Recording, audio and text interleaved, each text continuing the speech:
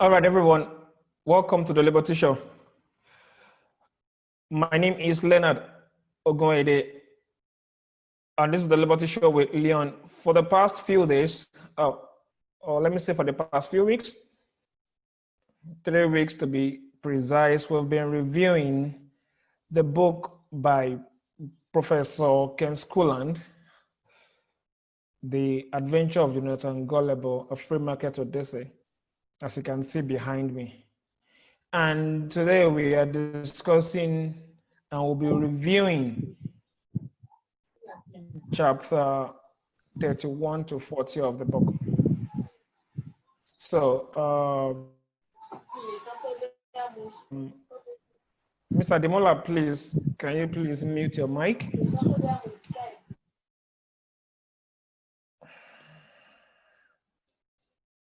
I can do that from here. All right. Thank you very much for that.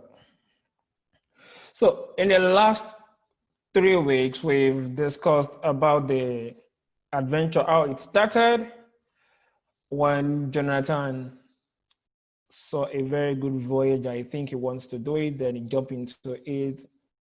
The wave took him further into an island of Korumpo, to be precise. And from there, he was able to witness series of events and series of things, including the Council of Lords issue, the rent tax, and so many other things that we've read from chapter 1 to chapter 30 of The Adventure of Jonathan Gullible. So today we are going deep into chapter 31 to 40. We should have Professor Ken Schooland soon, because currently they're just waking up in Hawaii. If we should have him soon. Thank you, Mr. Glenn. Yeah, we noticed this. You're already here already. Before we'll give our comments, when we want to give our comments, our informed decisions, informed comments we want to give, please let's say our name first. And if you want to give a comment, just raise your hand through the raise hand column. I can just call so that we have orderliness during the show today. And thank you very much to Arbor Road for giving us the chance to work with them to get us moving on to Zoom platform, one of our partners. We've gotten so far. We know the last edition, we made mention that we need partners, we need investors, and we need donors. And Arbor Road happens to be the first of such that we have now, and it's already paying off. Okay, so now without wasting our time, I believe we've read through chapter 31 to 40 of, and if you've not read chapter 31 to 40 of the book, it's not a problem.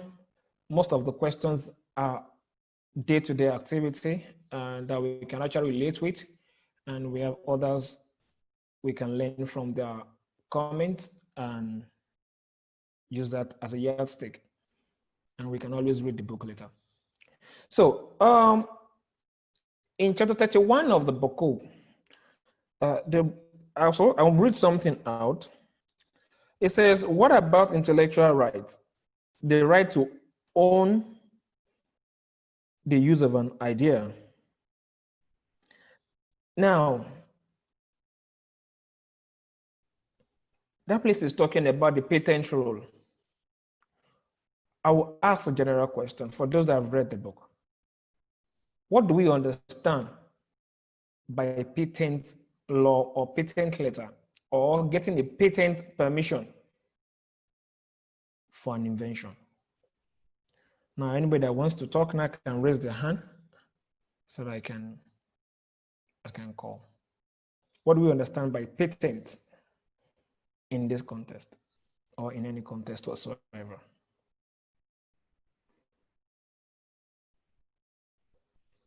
Now it's time for us to answer the question.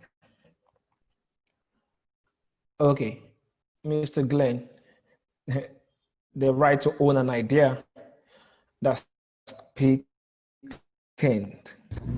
Okay, I was just typing out for clarification, but I kind of struggle with this one a little bit. I don't think everybody should have a right to own property, but sometimes people put in a lot of effort, and if they don't get something back, they might not put in effort. And that kind of worries me a bit. On the other hand, I've seen so many people try to top patent ideas and then they aren't shared, and it really handicaps progress.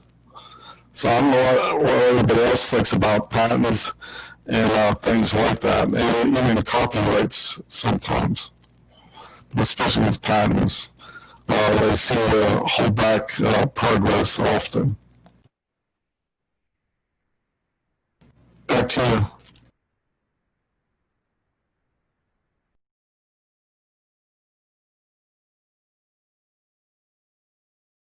Same thing with everybody. Okay, and now, would there be more harmony and less aggression, more cooperative spirit, and fewer dispute if there is no patent, or if no one is actually having the right to patent? Will there be more harmony and less aggression, more cooperative spirit, and fewer disputes? Please keep your mouse muted, your mic muted all the time, except if you want to speak.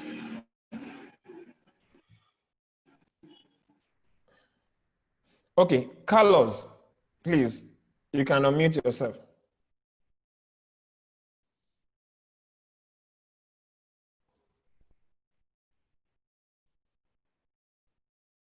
Carlos, I can see you raise your hand. You can unmute yourself.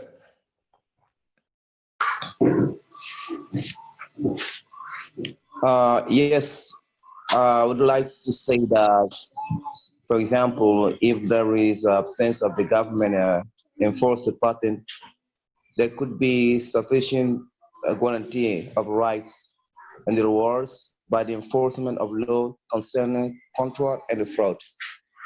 And but if you put such a things, for example, by put the patents, because in reality, no one can know that is the first one to discover anything, you know. So by giving this patent, so you are reducing you're reducing the competitiveness among the competitors that can bring the progress of the people. Okay, that's a very good one. Do we have any other person who wants to talk anything about the patent?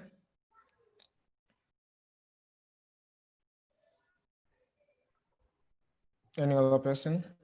I can't see any hand. Any other hand here?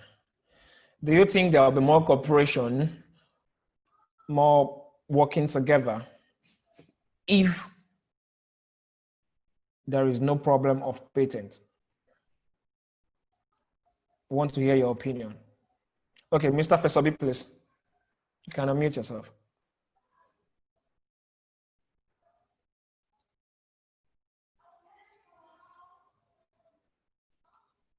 Mr. Fesobi, you can unmute yourself, please.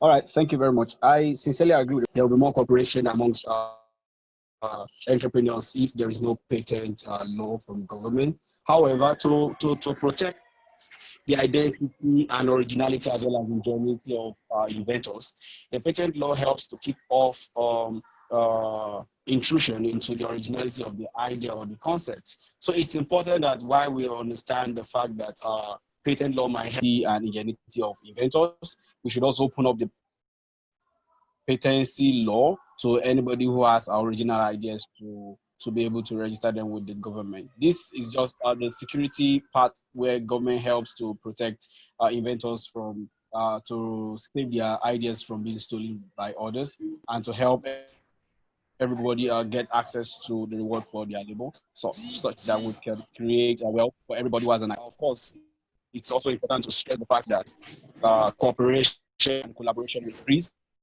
if the room to get patency is reduced, or if the room to get your government license to a particular product is increased. So collaboration will work, and it will definitely increase more participation in the economy, which is the standard for running any market economy, opportunity for every person to participate and contribute their quota and make trade.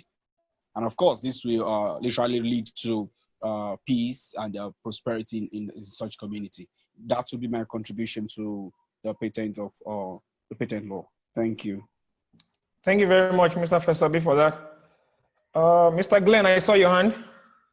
Yeah, I'd like to add, it's not so much, I think, a preference for the owner idea. It's just for like drugs and things like that take a lot of research and development. There should never be some way that people can recover the costs they put into it, even if it's by donation or something like that. When people own an idea, it makes it hard for other people to use the idea, or people that come with the same idea at the same time, who came up with it first. And anyhow, that's my opinion I want to bring up. Thank you. Back to you. All right, thank you, Glenn. I think, Glenn, I would advise you should try as much as possible to move your mic back from your mouth more. Okay. So that it won't have the effect of its airing. Just send your mic away from. Okay, Mr. Abdullah Tijani, please, let's hear your opinion. Okay, thank you, Reverend. I would like to say that the patent law is not originally bad. If we look into it, there should be a kind of protection to someone that owns an idea, because if I know that if I bring out a new or like initiative, that my invention or idea may be stolen by another person, isn't it? So meanwhile, it is my work and it is my efforts to bring that idea. So I think there should be some kind of protection to anybody that invents a new thing. But that should not stop another person from inventing another thing, which may be likely to be similar to that kind of thing, maybe to upgrade the ideas. So I think the potential right is not entirely bad. That's my opinion. Okay, thank you very much. Mr. Miss Adimula, let's hear you. Hi, good evening, everyone. Thank God that you say Miss Adimula, not Mr. So I think I go with the opinion of Tijani and Mr. Bayonle. Yes, there should be a law for the exclusive right to the invention, no doubt. But at the same time, that should not stop people from actually innovating the particular invention that the person made. And that, I think, will lead to growth and economic development. So that is just my little contribution. Thank you very much. Mr. Abdullah Tijani, your hand is still up.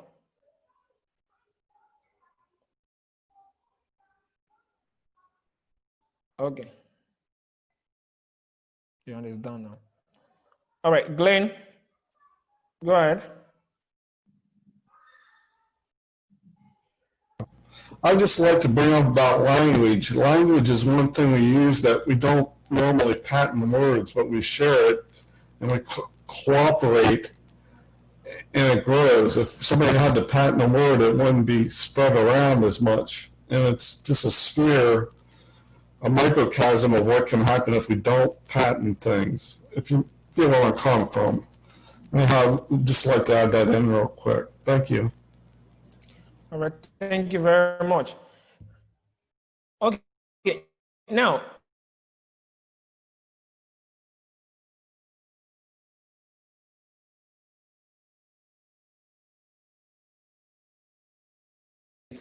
or patent law obstructs liberty? Let's have answer to that in just 1-2 minutes. Can patent law obstruct liberty?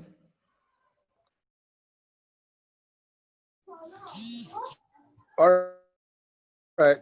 Sorry for intruding.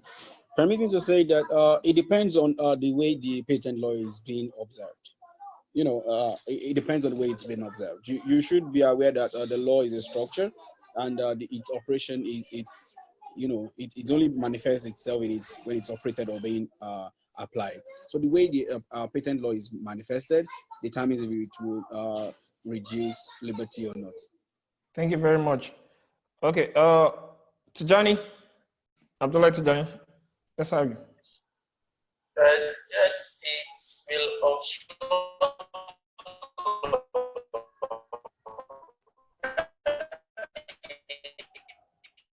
Your network, we are losing you. We can't hear you well. Liberty if inventing new things. Can you hear me clearly? Okay, go ahead now. Yeah. I said it will obstruct liberty if it stops people from inventing new things. And again, it is like it will protect liberty if it protects the ideas, which is like intellectual property, some aspect, some intellectual property of people. So it can serve in both aspects. It can protect liberty and it can also obstruct liberty. Thank you very much. Mr. Glenn, do you still have something to say to that? I saw you raise your hand.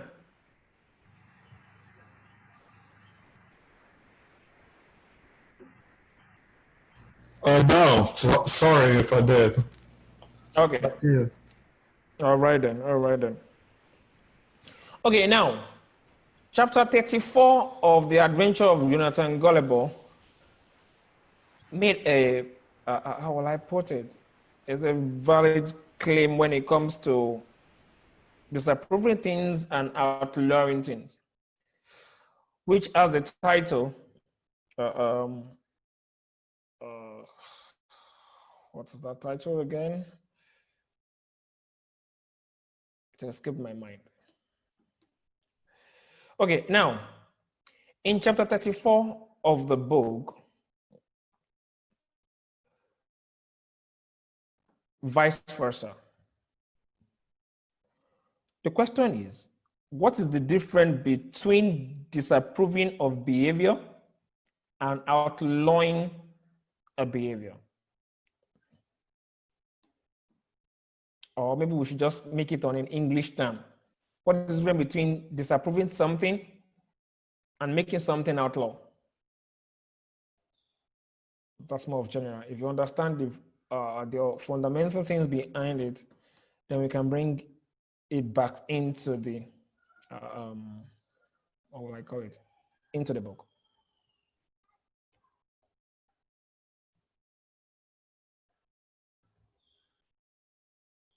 What's the difference between outlawing something and disapproving it?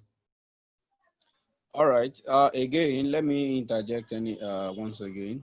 Outlawing something is making it criminal, and disapproving something is to set a limit to where your powers or where you could express it. For instance, before 2003, it was not outlawed for private universities to get licensed in Nigeria, but it was disapproved. Not that people did not apply. They only got disapproved. So outlawing means making it a crime, and disapproving it makes it to show you how much of liberty you can express on that particular idea. All right, thank you very much. Do we have any other person? What's the difference between disapproving of behavior and outlawing behavior?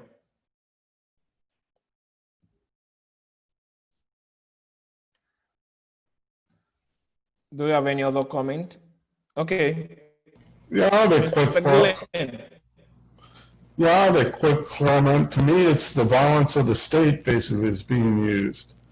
And I think it should be limited if it's outlawed. Whereas socially, you can talk to a person, and hopefully they're raised responsibly so they can use their own judgment no matter what comes up. Whereas the law needs to be prescribed, and sometimes it doesn't apply to the situation. So the difference between the two to me is that violence is being used versus persuasion and approval, social approval and social disapproval. Back to you. Thank you very much, Mr. Glenn, for that. Okay, now, I don't know if we have our Zambian friends in the house, but I don't think so. I'm mistaken anyways. In Zambia for some time now, some stations were closed down, one TV station was closed down and all. Which takes me to my next question. Should the state control the media? I mean, radio, the TV, or the press? Should the state control this segment of our economy? And if you say no, why?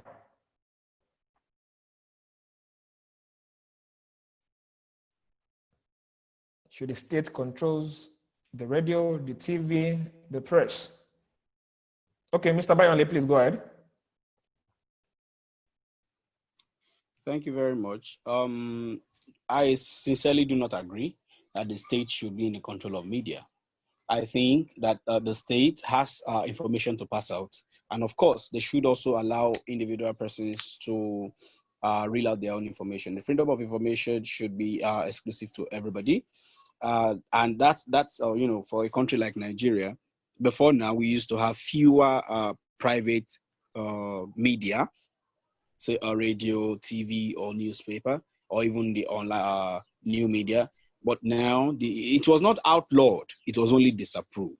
But now the window to get more licenses for persons to operate as a private media has been opened up, and that has given room for more persons to speak up, more persons to express themselves, more information flying around, and a lot of persons could verify, could get lots of sources of information that they could. So it shows you the power of having to open up the media to the public and not allowing government to control the media. Government is not supposed to control the media, or not supposed to be in charge of the media. They could have theirs, and they should also allow other persons to also have the same. Thank you very much for that. Do we have any other person? Okay, Mr. Abdullahi, please go ahead. Okay. I don't think the government should be in control of the media. The reason is very glaring. The reason is just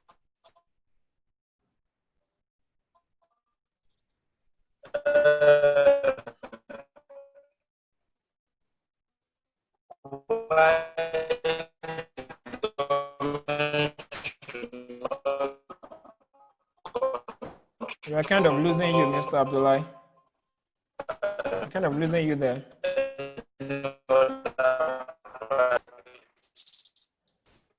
Institution. That's it. Because if we need, we did not hear what you said. So if you can come back, if you can come again, it would be nice. I said, I don't think the government should be in control of the media. Okay. Because the reason is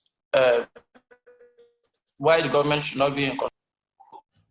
If we need efficiency in any sector, we should leave it to private individuals.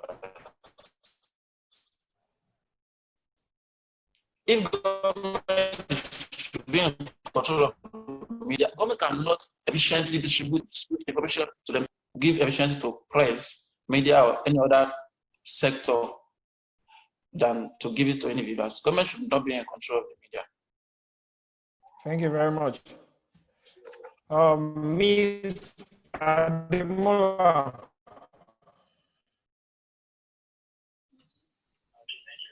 Hello. Yeah, go ahead. We can hear you. Okay.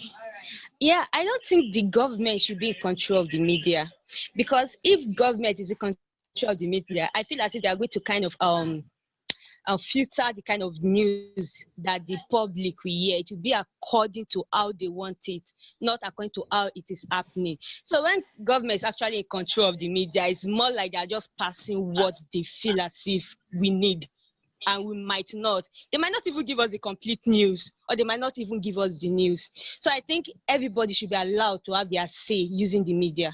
Thank you. Thank you very much. Mr. Olumide, let's hear your thought. All right, yeah. Good evening, everyone.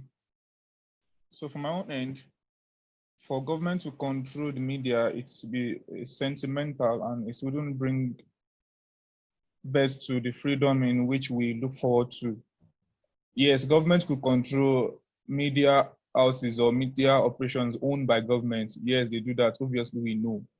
But for private institutions, since there are rules and standard of regulation for media outfits to follow, then there shouldn't be any form of intrusion by the government, laying intrusion on private-owned media organization based on what they should air. It is obvious that when government is in control or is imposing certain laws on media firm, they would promote biasness, they will promote political agenda and the likes. So in no occasion should government control media. Of course, they could have a standard rule which media houses generally should dance to the tune, fine. But then saying government should control media house, yes, we know what will transpire. Freedom will not be the end of the day. That's my submission. Good evening.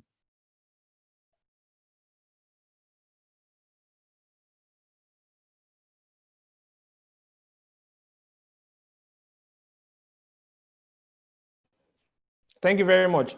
Mr. Abdullah, let's hear from you. I see your hand is raised. Yeah, I just want to add, I think freedom of speech, I think freedom, To corroborate the I'm getting a lot of noise here. Okay, Glenn, hold on, hold that thought. Mr. Abdullah, let's hear from you.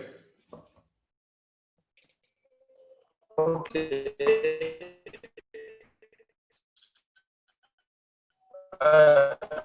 To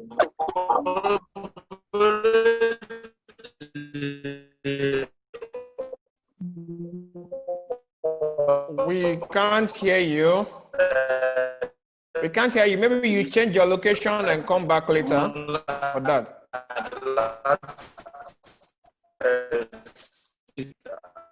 We still can't hear you. I see that the media has always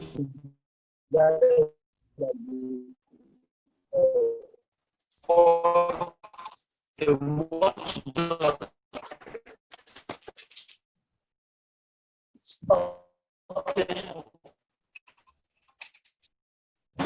We can't hear you, Mr. Abdullah. Please, maybe you should mute yourself for now, and maybe you change your location, then we'll come back to you. Okay, Glenn, let's hear your opinion now. Yeah, my opinion is freedom of speech and of the press, the media, ought to be a human right, particularly where it applies to government. There's a lot of people that suffer.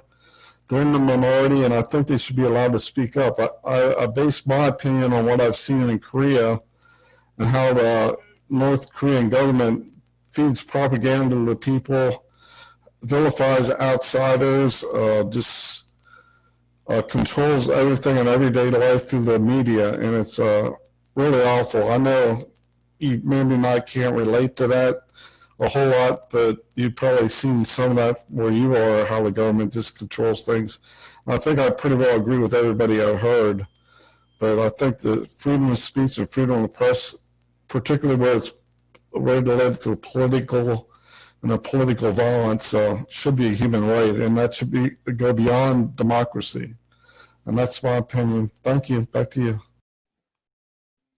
All right, thank you very much, Glenn, for that.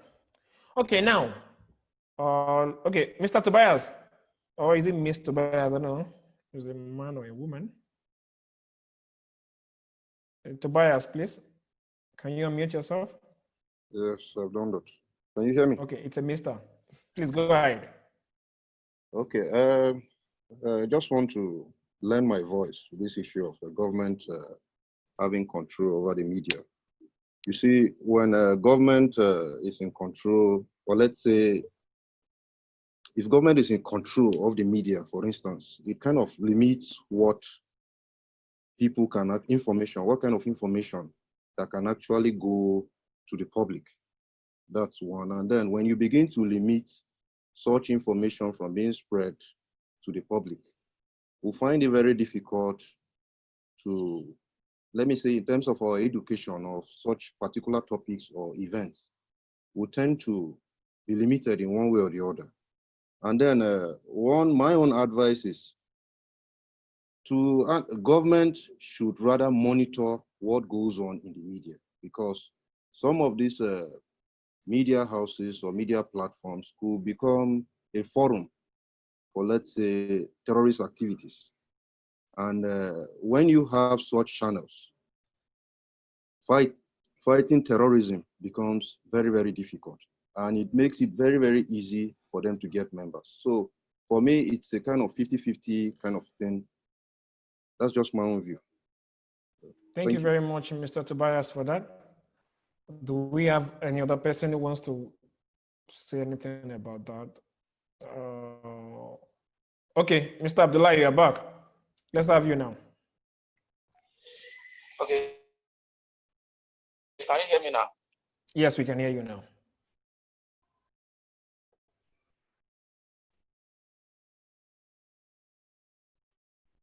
Are you there? Okay. Mr. Abdullah, maybe you, for us all to enjoy what you have to say, maybe you should drop it in the comment box. No, we can't still hear you. Maybe you should drop your comments in the section box if you can hear me well, so that every one of us can actually enjoy. Yeah.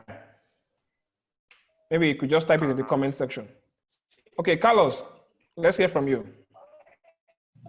From my point of view, I think they should not have control on the media totally. But as the last interview guy said, it's a kind of 50-50. I mean that they should not allow everything go on air, because there is some channels that will broadcast whatever they want. For example, such immorality things. For example, imagine if you let the media broadcast something immoral, and the kids are alone at home and open the TV, watching these things. You know how it can affect the kids. So for me, I think that there's certain things that they cannot be allowed to be broadcast on TV, but not to have monopoly of the media. This is my point of view. Thank you very much for that. Do we still have any other person who have any comments on that? Okay. Okay. Good evening. Okay. Good evening, Adamu. Please go ahead. All right. My own, what I want to actually say regarding the control of the media by the government is that this media is our only weapon that we can use against the government to be able to bring them to account for what they are doing while they get elected into offices. If we should let them control this again, apart from our life,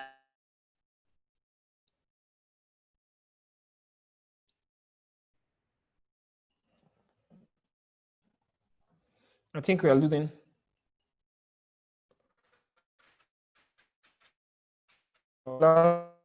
Adamu.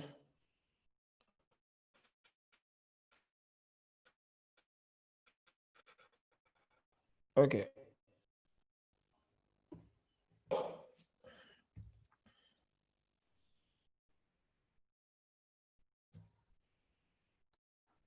Okay, we lost Adamu there. Now, chapter 35 of The Adventure of Jonathan Gullible, a free market to this, it talks about Mary berries.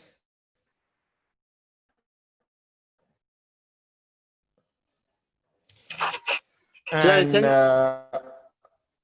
now my question for that is, why would government want to keep alcohol legal, but marijuana illegal?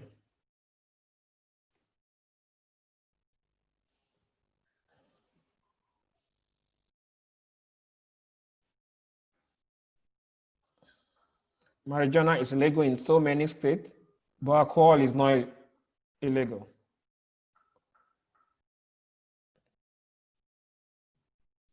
What do you think that is? And why is that?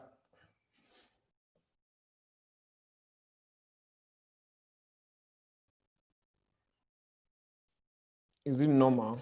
Yeah, chapter 35, Mr. Glenn, chapter 35, Mary berries. Why would government wants to keep alcohol legal, but marijuana illegal?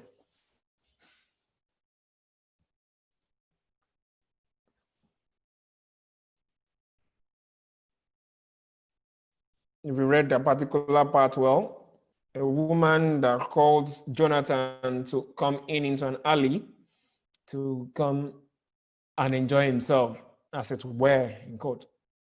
And he was thinking, someone muggled me the other time. Am I sure it's not going to still be the same thing? Won't I be robbed again? But take a leap of faith, go in, and the woman asked, would you want to buy Mary berries? I was like, what is Mary berry? Not knowing that they are officers of the law and all. So now the question, since we now get the little gist of it, why would the government wants to keep alcohol legal and marijuana illegal? In our own opinion.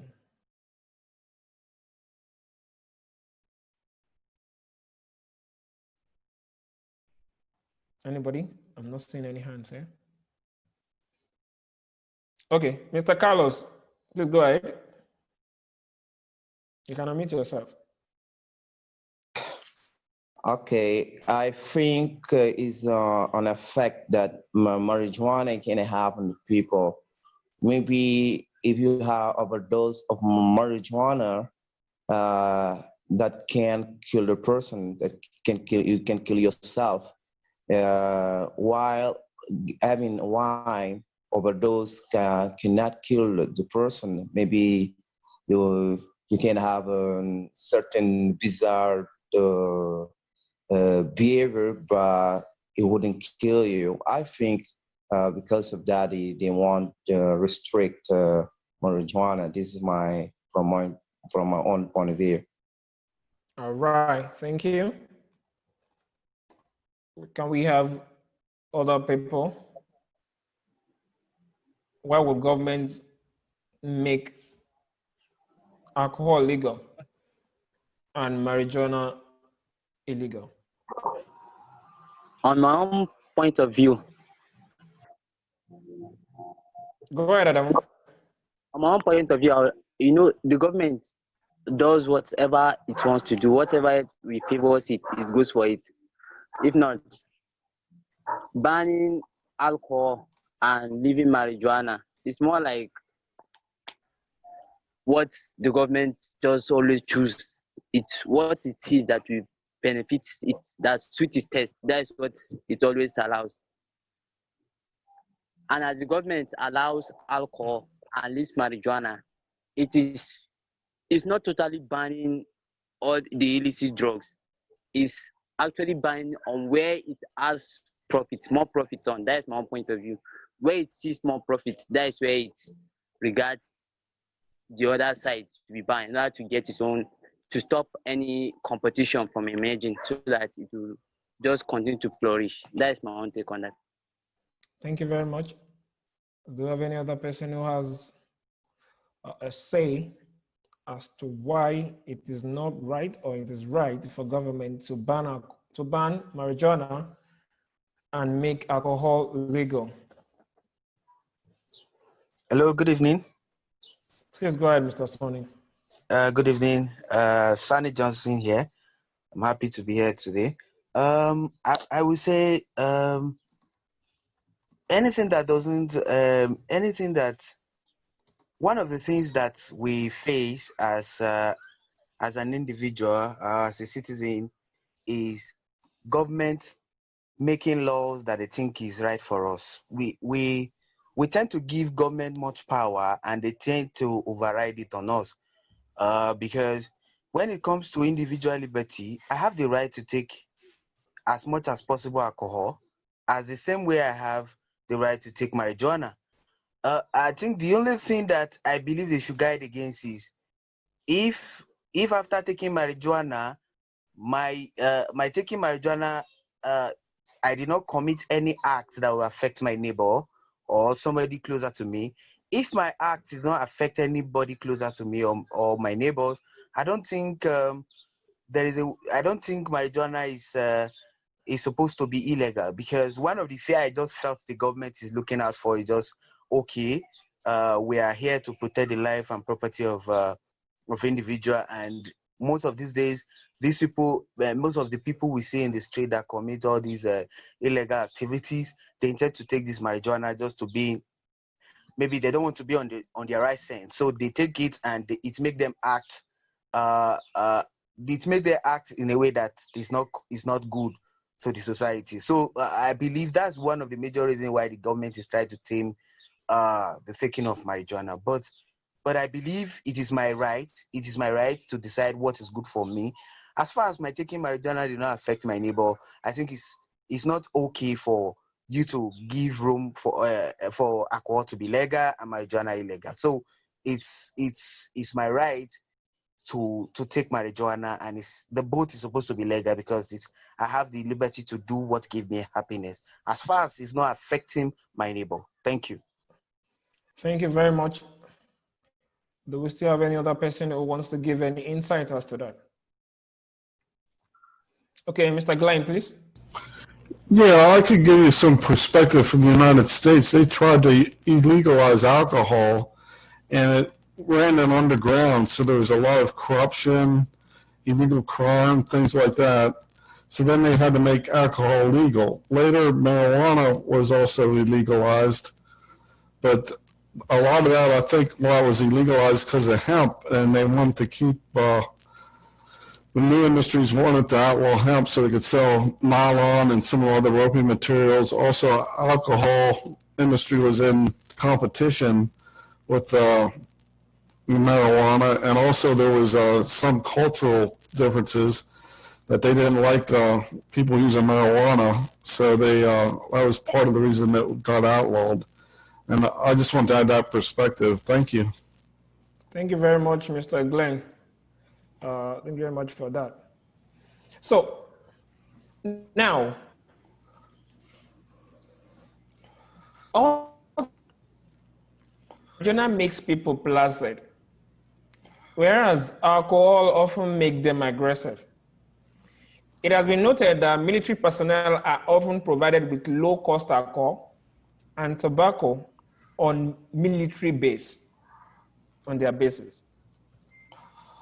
When people become sick from government, subsidies on tobacco or alcohol, the taxpayers are often required to pay for their medical treatment. Therefore, if wine and alcohol production is profitable, it creates jobs and lifts the standard of living for the whole community, then we can surely say that the production of marijuana, cigarettes, cream, and lotions will have the same financial effect. And by banning the use of marijuana, thousands of non-aggressive people are put in jail all over the world. And with all those people in jail, it places a financial strain on the economy of that country, as these people that are made they are made non-productive, but still have to be fed, still have to have clothes. And who are going to pay for this? Taxpayers, the rest of us in society. By this time, these marijuana users, they come out of the jail, going into the jail non-aggressive, but they come back well-schooled in the method of aggressive crimes and aggression.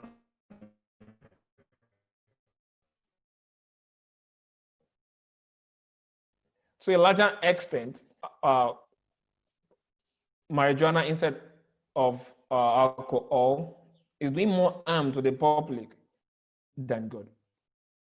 So now moving on to 36 of the adventure of Jonathan Gullible, a free market Odyssey, a phrase from, and the phrase is, that should be page what? Chapter 36, page 217. If you can see page 217, that is if you have your book open. 217, paragraph 1, 2, 3, 4, 5, 6. Paragraph 6. The grand inquirer says something, and he said, I want to quote him: peace is war, wisdom is ignorance, and freedom is slavery. How do we understand this? Especially, freedom is slavery. How do we understand that? According to the way the author depicts it in the chapter of the book.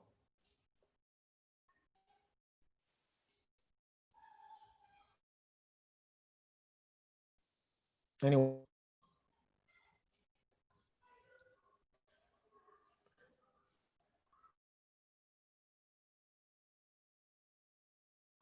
Okay, I'm not seeing any hand. Okay, Mr. Glenn, go ahead. Well, sometimes freedom can be, how should I say, it's in the commentary, freedom to make one's choices and values can actually be a burden in some ways, because you got to have the foresight to see what's going to happen in your life when you make those choices. I don't mean to say a burden, but if you don't have the foresight, you can make bad choices. And I think we learn that way. We got to make choices and grow. And if we don't grow, we sort of become like a child. And the Grand Inquisitor basically wants us to be more like a child and tell us what to do all the time, and come to him is what I got out of it, instead of to grow and make our own choices and to look up to our own leader, our own moral and leaders and people that can tell us about the world, make choices instead of it being forced on us. Thank you. Thank you very much, Mr. Glenn. Do we have any other person who have a comment on that? Mr. Abdullah, please go ahead. You can unmute yourself. Can you hear me now? Yes, please, we can hear you now.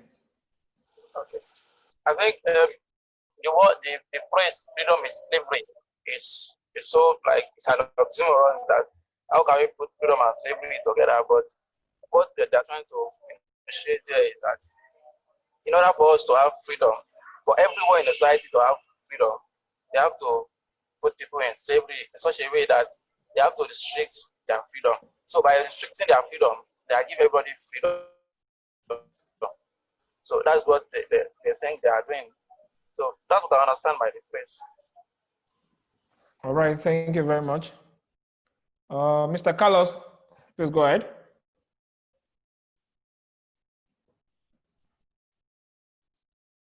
Mr. Carlos, you can unmute your mic. Your hand is up. I was saying that the freedom is a kind of responsibility.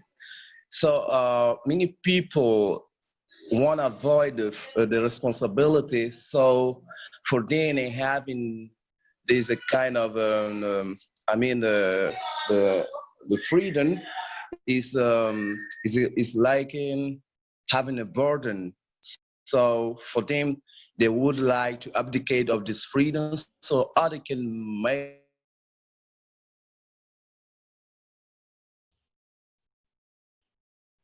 Mr. Carlos, we are losing you. They don't want this kind of responsibility. So that's why I think this guy say that the freedom is a slavery.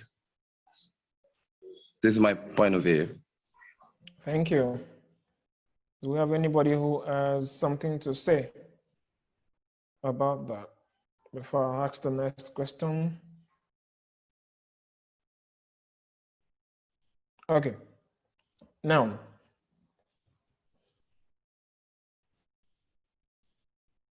should people in a community, in a state, or a country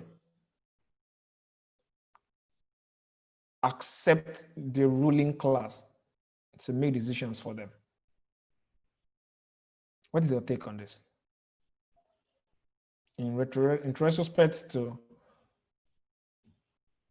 the chapter that we are currently discussing, should we allow the politicians make decisions for us? Mr. Glenn, please go ahead.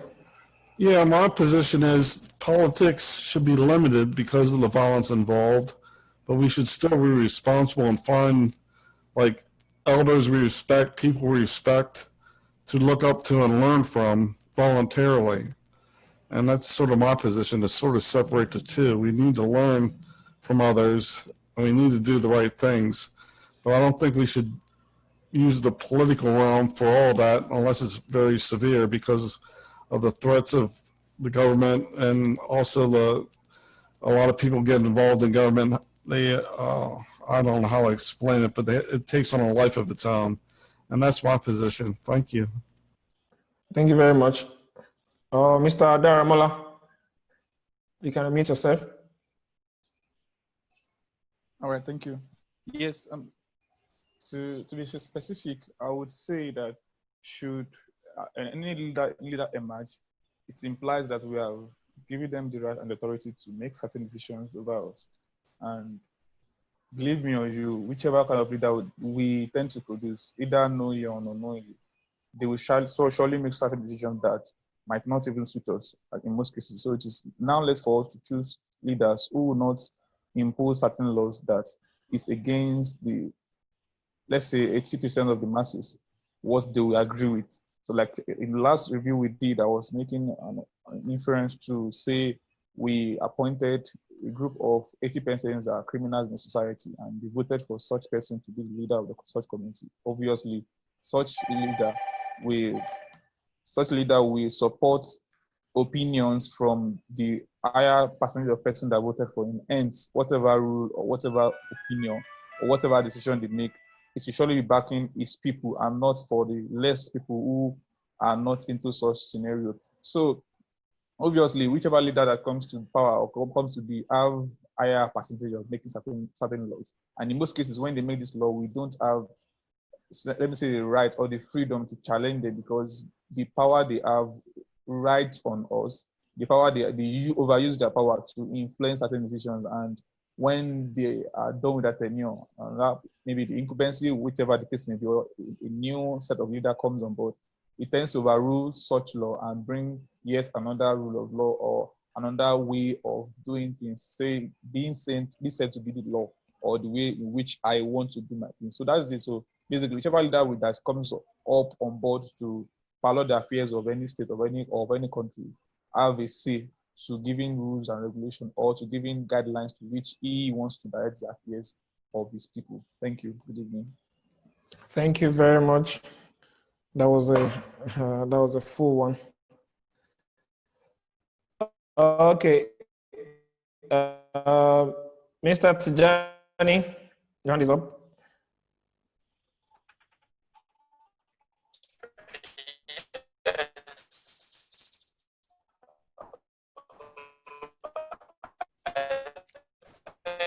We're finding it very hard to hear from you. People making law, the government power. So it's not that bad that we have.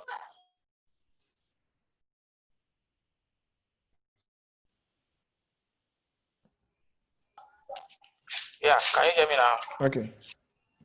Okay, you're clear, a bit clear now. Okay. Go ahead. I said we are talking about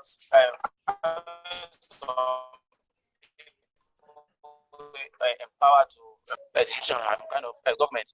So when we have government, I think it's not totally bad to have people empower and make decision for some people, but the people should also reserve the power to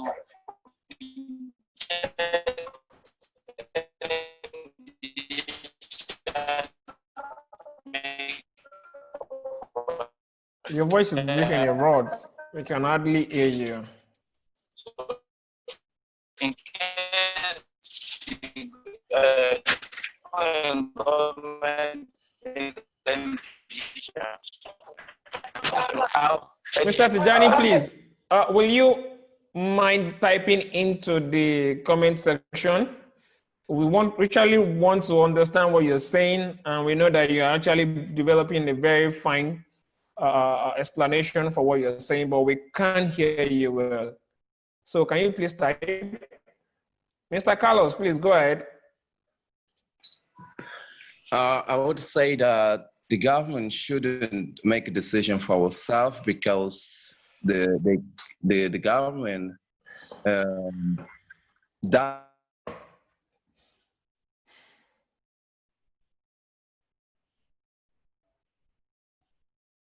Mr. Carlos.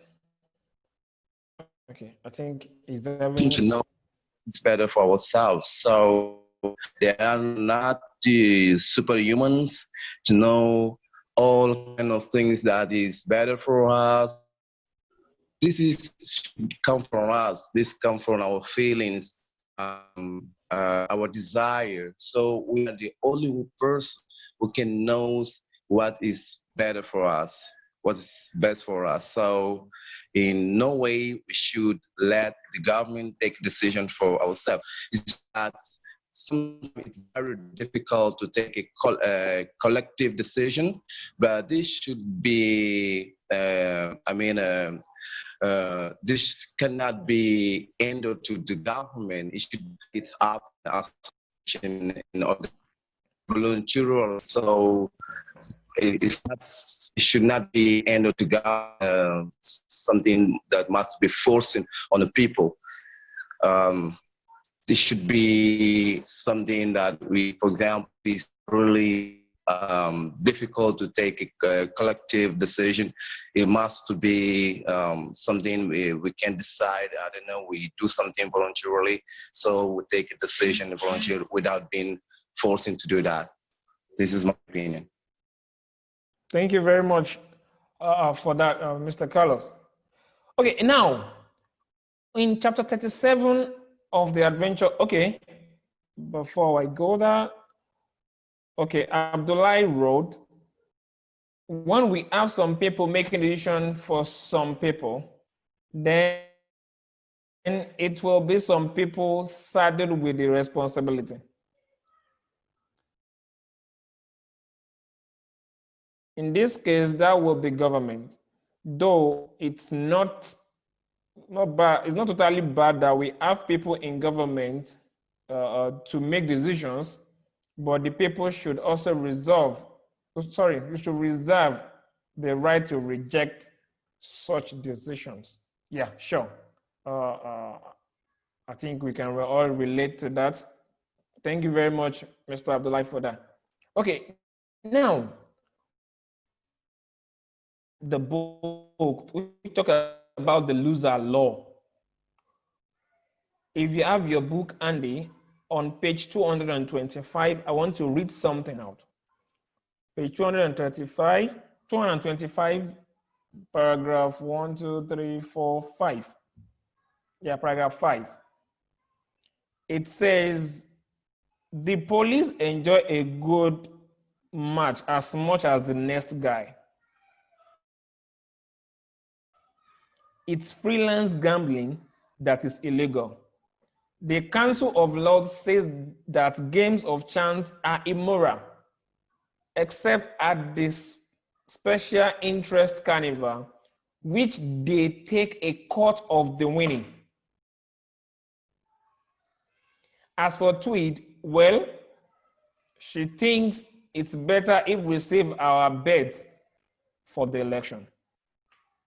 How can we bring that scenario back to our current world today?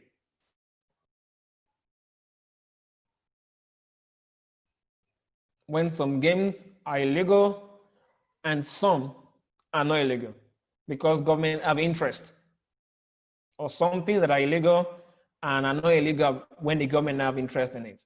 Do we have example of such today?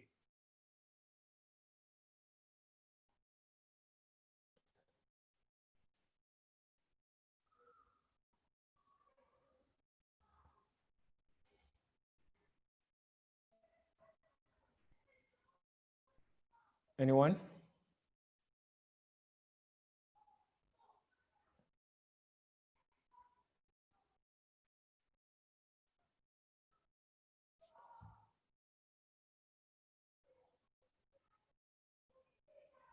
Do we have an example of something that the government claims it's illegal, except they have their own fair share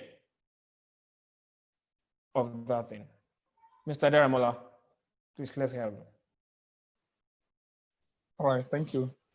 Yes, take for instance, illegal activities, okay, importation of foodstuff, a case scenario of Nigeria into the country, and announcement of closing of border. Still, those who import or bring rice into the so-called Nigeria are men in high places, a public figure whose name are silenced. There's a fair share of the amount of quota they get from such business. That's that. Power supply. Yes, they are announcing the campaign of stable power supply, increasing the power grid, the amount of power grid distributed, and yet they are still importing big generators into the country owned by big men that we know in the country.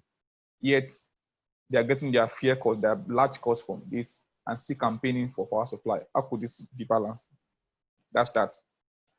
Another scenario is in the case where the government is advocating for, say, no terrorism, no cultism, no cultism in a state or in an election process, and all what the equivalent government could do is to empower youths with weaponry, with actions that we enhance he or she emerges, and when he or she emerges, it will dump such youth, and such youth or such movements we use the weaponry being used to equip them back then to inflict on the masses who have voted or don't vote, whichever the case may be. Then we have the cases of kidnapping, we have the cases of raping, we have the cases of robbery, as the case may be. So we could see all this. Yes, the government is saying on this, yet they are the one empowering in one way or the other. Yes, the government is saying inclusive of border, yet they are the one sponsoring men who are bringing in smuggling goods into country. So that's my own submission. Yes, there must be we must strike the balance in whichever decision or rule being made that is trying to portray being in a free state and not supporting it in the other way around. Thank you very much. Good evening. Thank you very much for that, Mr. Daramola. Do we have any other person? Okay, Mr. Abdullahi, we hope we hear you this time around. Yeah, can you hear me? We are still breaking, kind of.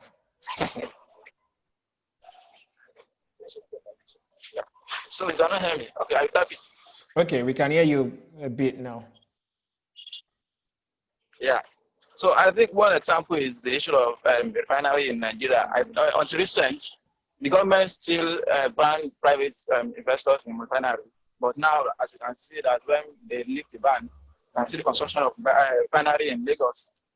And again, one of the examples is the issue of what's it called?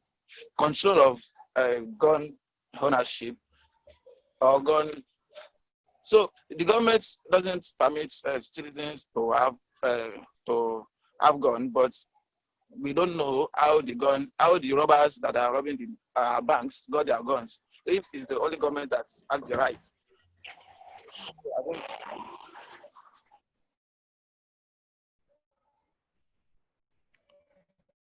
All right.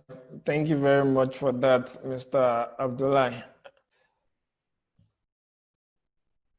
Okay, now, on chapter 8 of The Adventure of the Jonathan Gullible, A Free Market Odyssey, it has the title, The Democracy Gang. Now, I will ask this. Is it okay for majorities to take property or life or even freedom from minorities by force? What's your take on this?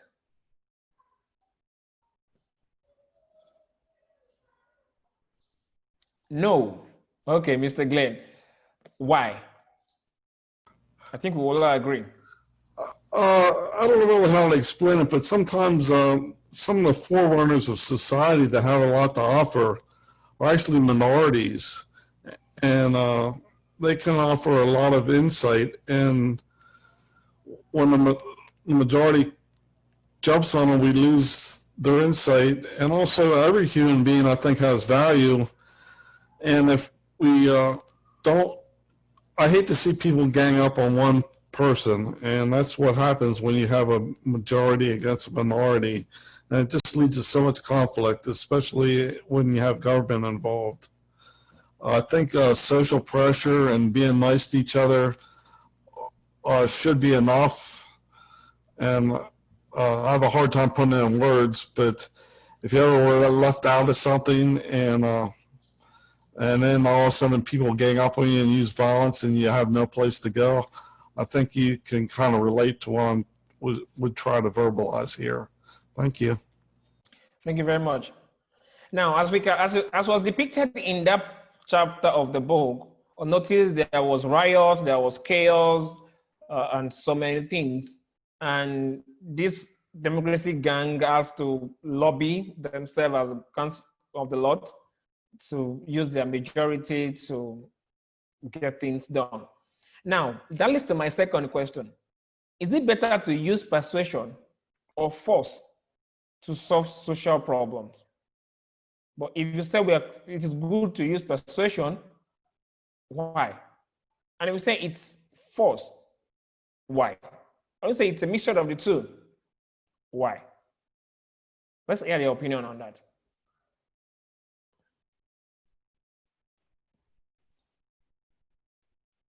Which one is best?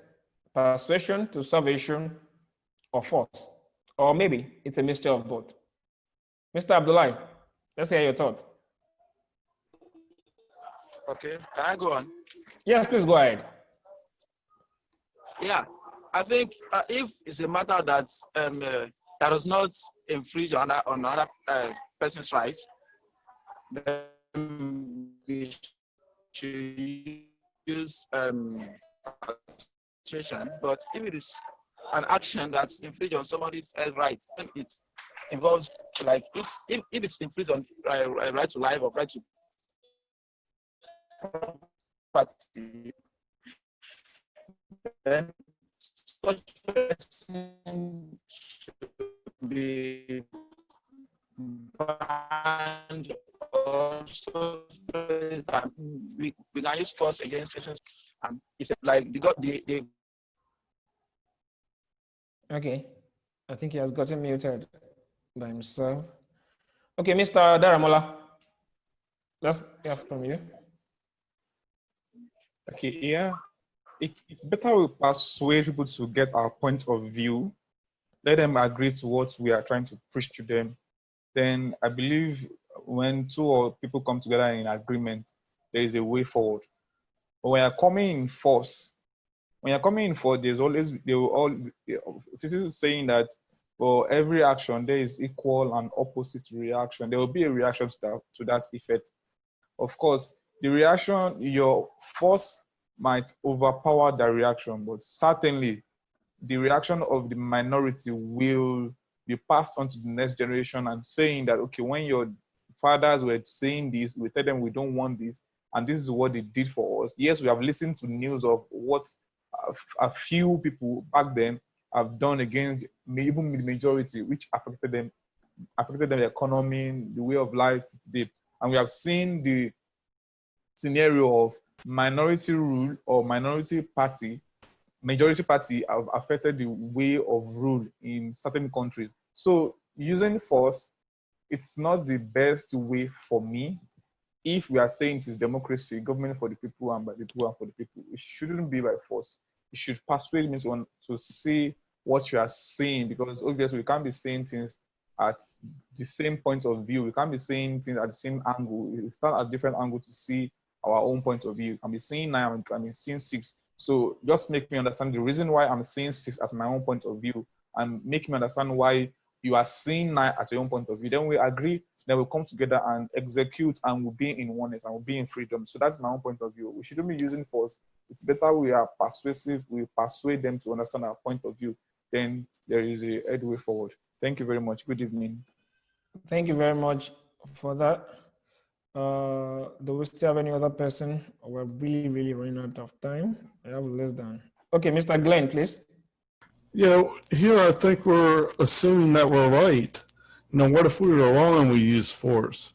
And I think the persuasion allows us to talk one-on-one or back and forth to get some dialogue going, that maybe we're wrong or maybe we saw things from a different point of view.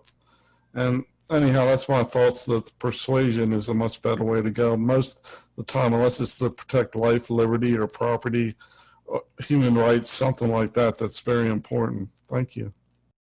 All right, thank you very much on that. On chapter 39, vultures, beggars, conmen, and kings.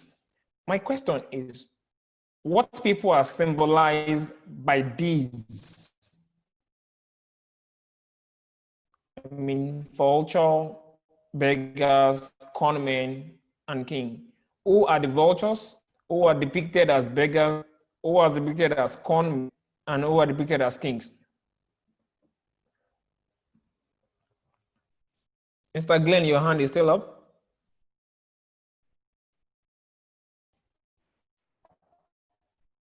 Sorry, back to you.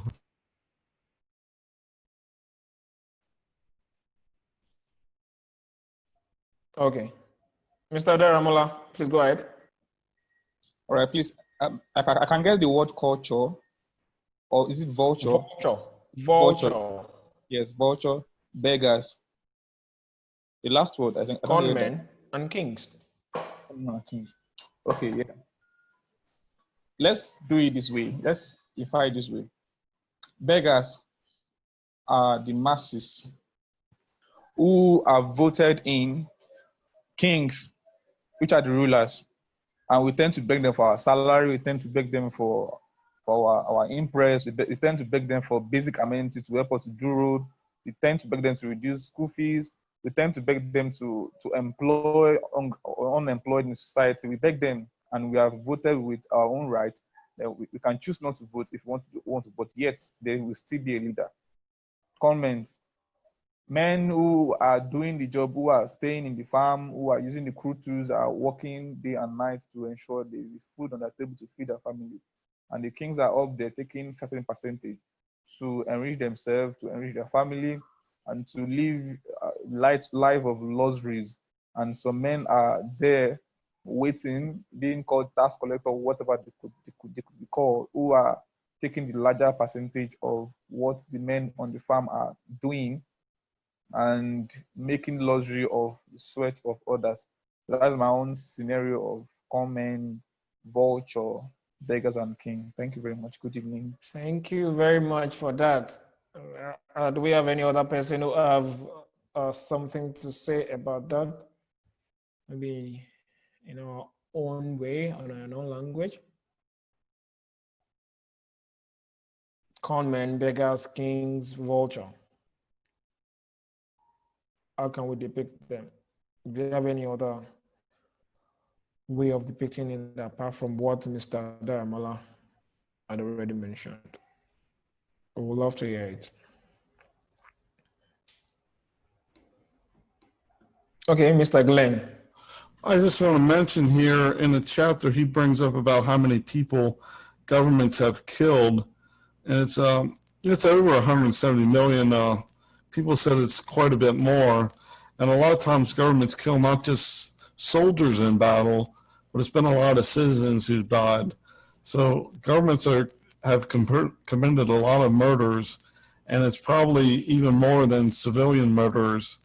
And that's what I wanted to bring up, that kings are actually almost, at least in the past, have been almost the same as con men and criminals themselves in the end.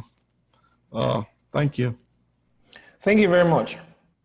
Now, moving on to chapter 40, the last chapter of The Adventure of Jonathan Gullible, A Free Market Odyssey. I will ask this question. Is it possible to have a society that is free of force and fraud?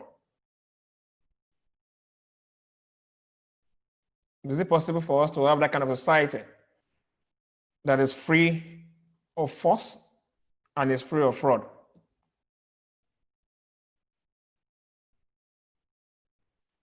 Do you think it's possible? Mr. Carlos, please go ahead. I don't think that's possible as in this contextualization of a human being. This is quite impossible because I'm not backing that we need to use the force, but sometimes force should be used as a last resort because human being, the way we are, is not always you can persuade somebody to accept something or to change, And so the only way that you can stop the person to not maybe contaminating the society or destroying the society or making a harm to other people or take a property of somebody else is by using force. So I don't think the state of human beings and the way we're living at this time is possible. This is my contribution. Thank you very much. Okay, now, can a vision of utopia be forced upon people? Do you think you can force a vision of utopia upon people?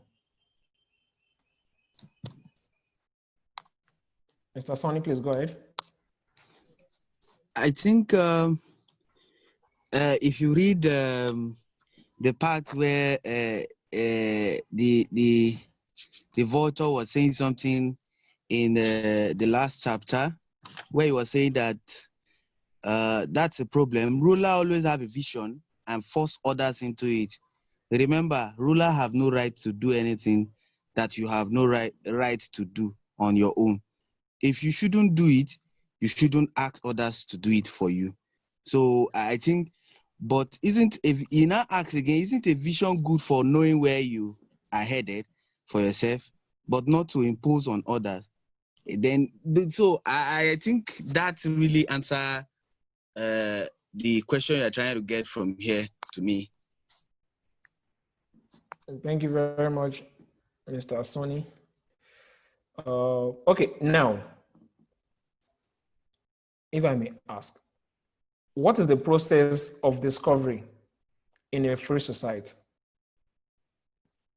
What, in your own opinion, would you say is the process of discovery in a free society? Mr. Glenn, please. Yeah, to me, it's almost like a child growing up, like I was sort of hinting at before. You go out in the world, you explore, you might get hurt, you learn to listen to your mother or people that can help guide you. You make decisions on your own, and that gradually you grow as a person, and you can learn much more. And anyhow, to me, it's just like an extension of growth in a free society, and the people and culture. You know, you might have subcultures. That's how growth can happen in a free society, I believe. Thank you. Thank you very much, Mr. Glenn. Do we have any other person who wants to make any comment on that before we move on? Okay, there is a popular saying that says the end always justifies the means. As depicted in chapter 40 of The Adventure of Jonathan Gullible, A Free Market to Dessert, can the end actually justify the mean?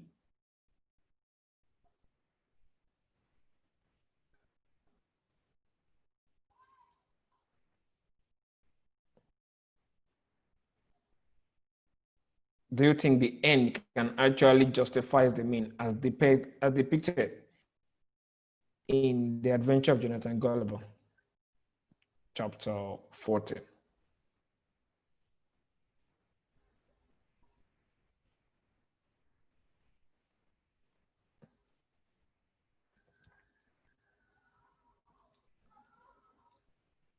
Anyone?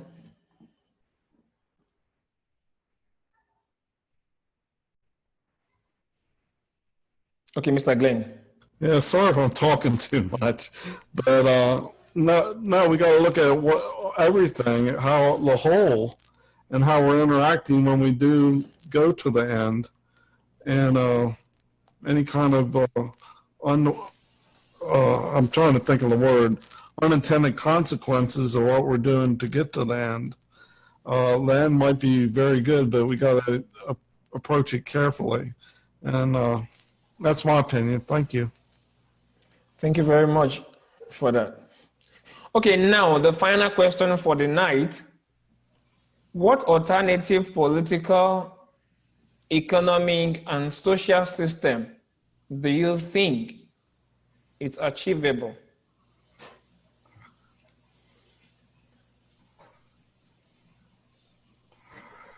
Knowing fully well that what we have currently in most of the places, and according to what we have depicted from chapter 1 to chapter 40 of The Adventure of Jonathan Gullible, in your own opinion, what alternative political, economic, and social system do you think are achievable to what we currently have? You can use your country of residence as a yardstick. Okay, Mr. Abdullah Tijani, you said free market capitalism. Okay, can we have someone else? Let's hear more opinion about it. Mr. Sonny, please go ahead. I thought you wanted to say something. Okay, I would say the individual liberty. People should be free to pursue what give them happiness, and financial freedom. I think that's one of the things I look forward to. I think Tijani has talked about free market economy and tolerance, and once there is tolerance in the society, there is peace and there is love among ourselves. The fact that this person's opinion differs from me does not mean that I try to force my own opinion on him. It take time for by sharing your opinion, it is left for that person to accept your own opinion. So those are any libertarian idea that depict a freer future. That's what I am in support of. That's what I'm in support of. Thank you. Thank you very much for that. Do we have any other? Welcome, Mr. Murani Keji.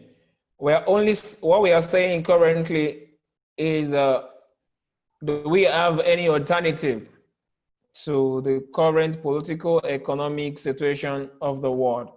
Do you think that we have any other alternative? You came a bit late, but we want to hear from you.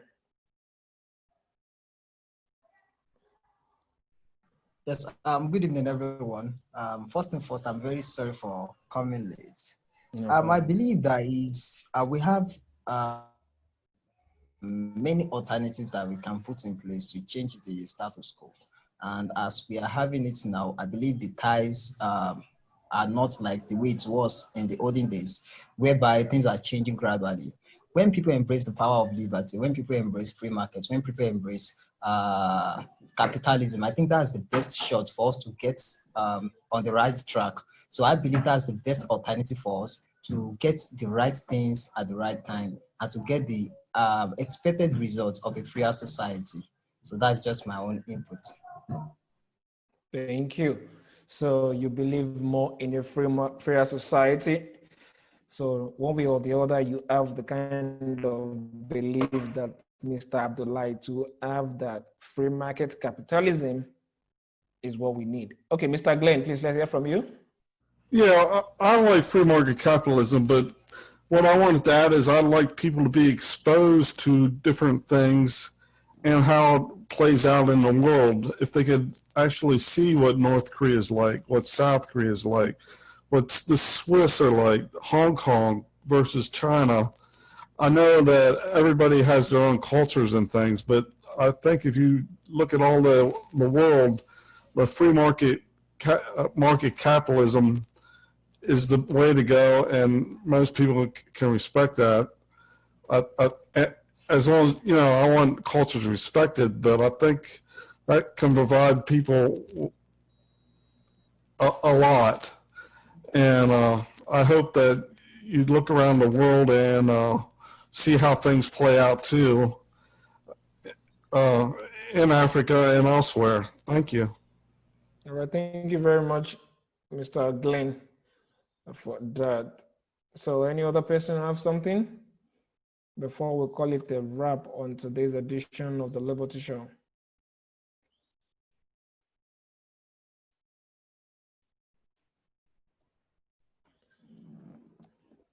Okay. All right. Thank you very much for staying tuned from the last 4 weeks for the adventure of Jonathan Gullible and Free Market Odyssey. And I think we've gained one or two things from the review of the book. Fine, we cannot take every part of the book, which is why it is very important for each and every one of us to sit down and actually read that book and enjoy it, then learn from it. Because according to what the author wrote, the book is based on self-ownership, and as the topic depicted is a direct link for us to understand how free market works and the restriction that has still currently existing in some of our locations around the world. We can always bring the adventure of Jonathan Gullible's event back to life in so many ways of our economy. Thank you so much again for being here. And a link will be sent to our WhatsApp page and to the Facebook group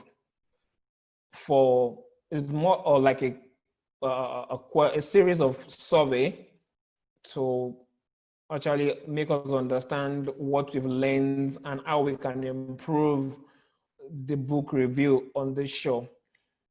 And apart from that, we'll send some other things concerning the kind of books we want to read next. So we'll pick set of books, and I think we'll just see of the on whichever one we pick, so that we can move on to the next book, maybe next month or thereabout. So, like I always say at the end of this show cannot come without the help of some great individual, and we still need more sponsors, we need donors, we need a patron, and we shouldn't forget, and those that didn't know before, the Liberty Show with Leon is a pet project of the Face of Liberty International, a new think tank coming out from Africa, and we want to strive to say that we disseminate this word of liberty. We preach the gospel of liberty to every corner of Africa and the world at large. And we don't want to do it through the conventional means. We want to do it through entertainment and through book reviews, like what we are doing currently, to spread the idea to more people and bring more people into the fold of free market. So I know this book has been a really big eye-opener, as Mr. Johnson just mentioned in the chat box. And I want to actually implore us to go back and read this book like from page to page, so that we fully understand and fully grasp it. So please, if you're watching this for the first time, this is the Liberty Show. And it's a show that was created to give information about labor to people all around the world, especially in Africa. Okay, so please follow us on all our social media platforms. It's at The Liberty Show, then with letter L, at The Liberty Show L. Or you can just simply type The Liberty Show with Leon on any of the social media platforms. TikTok, Instagram, Twitter, Facebook, LinkedIn. Just type The Liberty Show with Leon, it comes out. And if you're watching this on YouTube right now, please subscribe to that channel, like and comment, and please don't forget to share to your friends. We need more subscribers, we need more likes, and we need more comments. We need to improve, and we cannot improve until you give in your comments from out there. So, from myself in Nigeria, I want to thank those that are currently on the show right now. Mr. Tobias, thank you for being here. Mr. Timothy, thanks for having you on the show. Mr. Mohammed Adamu, thank you for coming on the show. Mr. Abdullah Tijani, Mr. Carlos, my Oga, Mr. Sonny, and thank you so very much, Mr. Glenn. It's been a very good journey working with you, even in the background, your advices and all. Well, I really appreciate it. Yeah, the future plan of the group, I think I mentioned it, a form link will be sent out so that we can know the next book, unanimously choose the next book that we're going to review, and we'll move from there. Yeah. So, all right, thank you. So, all right, so I hope to see you guys next week on the Liberty Show. Don't forget, coronavirus is still out there ravaging our economy and ravaging our society. As much as we want to live freely, please know that we don't want to infringe on the right on another person. If you're sick, stay home. And even if you are not sick, follow the instruction of your health ministry in your respective country. And at the end of the day, we will all see ourselves here every week enjoying the Liberty Trivia through this show. So until next week, can I say you on the Liberty Show? Or by next week, we won't be reviewing a book. It will be more of an interview section with one. Okay, thank God, Mr. Ken Skuland is coming in. Professor Ken Skuland is coming in. Okay, good. So once he connects its audio, I want him to say one or two things, and then we end the show for tonight. Professor, good evening, sir. Good evening. Good evening. Oh, we really miss you. My apologies for miscalculating the time of this meeting. I was My sincere apologies. You're on Your time, session Mr. Ken. Hi. All right, you're on time. You're right on time. You're right on time. We're about to round up the section, and it was time for you to talk to us, and maybe some of our participants can ask you questions, and they are here, and they would like to hear from you, the author, and they were inspired by the book, and they would like to pull out some questions to you that you can answer directly. So we are still available on the call. Sure. How many people were joining this call? We have up to 17 at a point, but due to network issue, people come out, people go in. But currently, we have like 9. Okay. Good. Yeah. Good. Well, it's good to see Sonny Johnson and you, Leon, and others. It's so good to visit with you. Yeah. Well, I hope it. I would like it very much if you could give me a story about about the experience, so that you could I can post this on Facebook and the Liberty International website, so that I can bring a lot more people's attention to the things that you're doing. I think it's a remarkable project that you're doing. And so tell me, I hope that the book of Jonathan Gullible is something that's able to introduce people to free market ideas and the philosophy of liberty. And I hope to be a part of your promotion of this in your country. Yeah. Thank you. What kind of questions do people have about? Does anyone have any questions for me? So right now, the people that are currently online, do you have any question for Professor Ken Scotland? We have Mr. Glenn D. Boyer online too.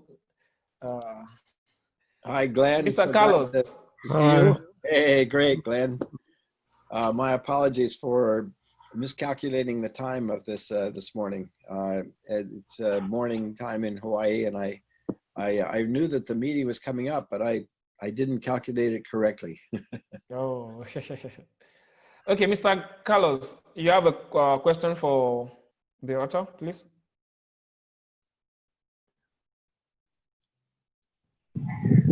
Yes, my question is because when I was reading this book, there's some parts that get me a bit confused. So I would like to take this advantage to ask the author if, for example, when we are talking about the freedom, we're saying that whenever somebody can hack a regard that is not harming somebody, if it's not harming somebody, he can do whatever he wants. And this is his freedom, this is liberty to do with his life as he wishes. So my question is concerning about, for example, a person is doing something, let's say it's not harming anyone, but is in terms of morality. If this person is doing this kind of thing, we can say, okay, this is liberty. If it should be allowed, it should be refrained. Let me just give you an example so everyone can have a picture of what I'm saying. Once I was watching, a friend of mine sent me a video on Facebook. 2 people were in a public bus, and then they started doing, for example, the sex on this public bus. Everyone was watching. Okay, nobody touched them because okay, as is they have freedom to do what they wish to do. But do you think that this kind of act, this kind of behavior is healthy for society? For example, kids who can see that kind of video. Imagine if a kid was in a bus, if this is health for kids. This is not, something that can harm kids or something like that. This is my question. Thank Yes, you. very good point. Very good illustration as well. No, the libertarian non-aggression principle is just simply on what the use of force should be. We consider what is it that we have a right to do ourselves. We have a right to protect ourselves from violence and fraud. But if in that case, we have a right to ask somebody else to do it for us. We have somebody else. We can ask somebody else to protect us and to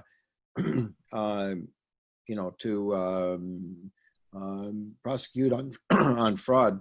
But if we don't have a right to do something, then we don't have a right to ask somebody else to do it for us. So in that case, the people having sex on the bus, well, I would say that there's a very big distinction for what you must not use force against other people, but your moral behavior, your own moral behavior, and that which you encourage of others is something completely different. And you can, for example, I think the bus, to me, it matters that it's a privately owned bus, because if it's a privately owned bus, someone providing transportation for other people, on their property, they establish rules of behavior that encourage a lot of use of that bus. And people will be very upset and discouraged by bad behavior on a bus. And so the rules of the bus are to discourage anything, behavior that would be harmful to their business. And so they have a right to exclude or expel somebody who is doing that kind of behavior on their bus.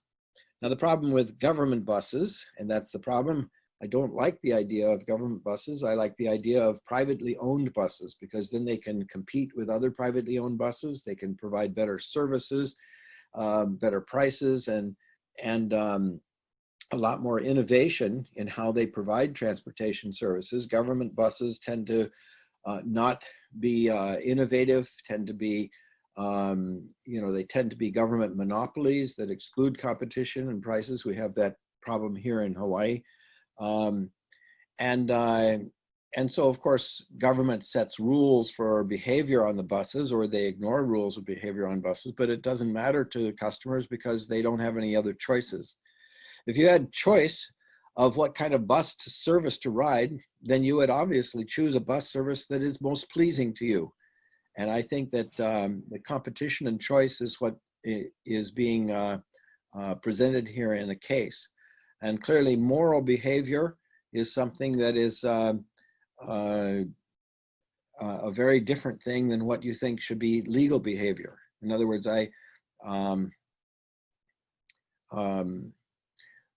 on that particular bus, again, I'd go back to the point that if it's a privately owned bus, you set whatever rules you want for the behavior of your customers, and they have to abide by that. Otherwise, that they are trespassers, and that in that case, force might be used. The bus driver can and the owner of that bus system can have rules of behavior that exclude such intolerable behavior on your bus, but it's your bus. If it's on a government bus, then of course they set rules that you can either choose to ride it or not. Does that help clarify the situation? I don't know what your buses are like. Do you have competing buses, or is it a government bus where you're forced to pay for it and you have no other choices? Okay, I think that should answer the Mr. Carlos. Does that answer your question?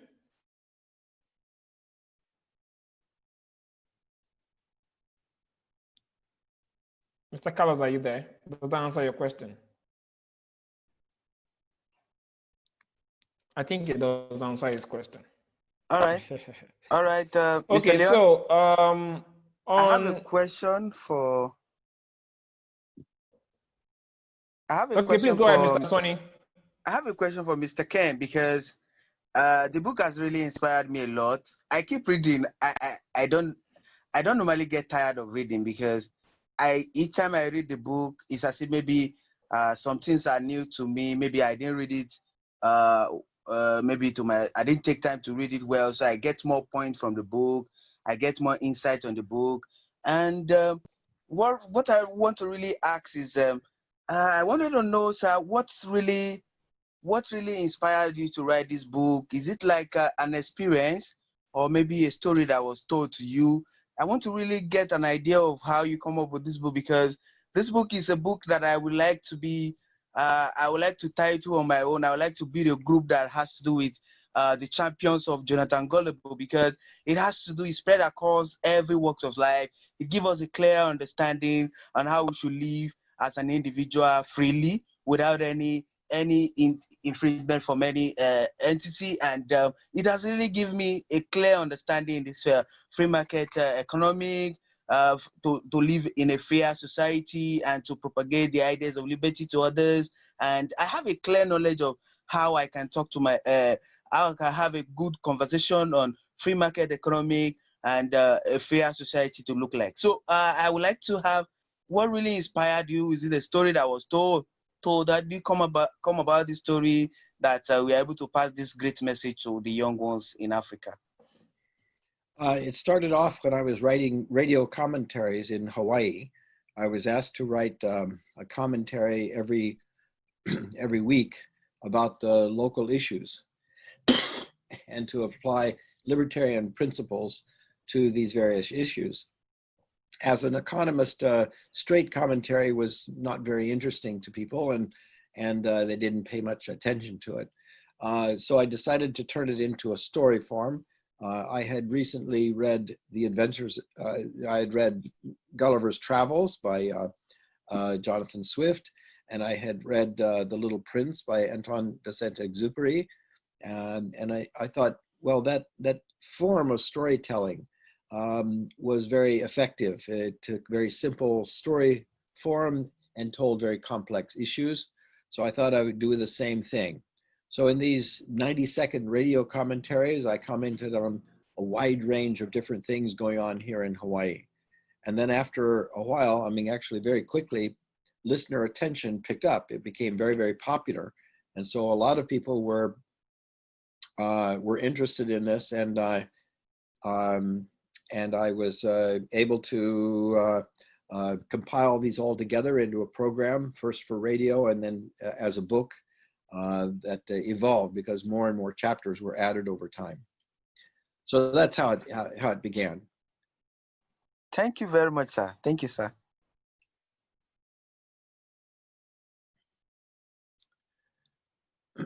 Do we have any other person that have question for Prof, please?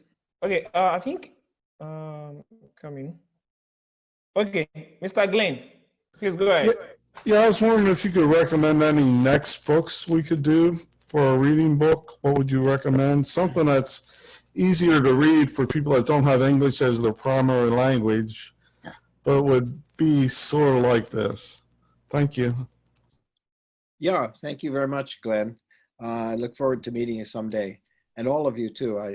It would be fun. Well, yes, I would recommend for economics, maybe Milton Friedman's book, Free to Choose, would be a good start for basic economics. Friedrich Bastiat, The Law, for his analysis of basic first principles. And Ayn Rand's book, Anthem, is an excellent simple story to understand the importance of freedom and individuality. I have a list at the end of my book, a list of all recommended reading, and there are some of the finest books that led me to the full libertarian philosophy. One excellent about economics is The Making of Modern Economics by Mark Skousen, and a number of libertarian readers, such as A Liberty Primer by Alan Burris. Anyway, they're all at the end of the book, a listed of recommended readings. Yes, I think you've shown it right there. That whole list is excellent. I don't think they're too complicated reading. Also, Mary Ruhrt's book about healing our world is very good. Thank you very much, Lynn, for posting those. Thank you very much, Mr. Ken, Professor Ken. I don't know why I always call you Mr. and Professor together in the same sentence. No, just call me Ken. Yeah, that's fine. Thank you. I think it's because Mr. came before the professor. No, it's fine. All right. It's been a wonderful time reading your thoughts on the adventure of Jonathan Gullible and what it actually teaches the younger generation about the free market economy and how it can be achieved, and so many things that you put in together to make it more like a layman language for every other person to just understand. And we can actually bring everything that is inside the book, bring back to life. We can just, how will I put it? You can just oppose it with the current happenings in our environment and in the political regime and in the government of each country. Thank you very much. That was a very brilliant book that you have there, and we so much enjoyed it. If you do such a thing again, be sure to let me know. I'd be more than happy to join you. Sure. And I'll be more careful about the time the next time. All right. Okay. Thank you very much, everyone. Very much. I think with having that from Professor Ken Schoolan, the author of The Adventure of Jonathan Gullible, A Free Market Odyssey, we can call it a day on the Liberty Show today. And I'll see you guys next week. Aloha. Okay. Aloha. You're good. Aloha. Aloha.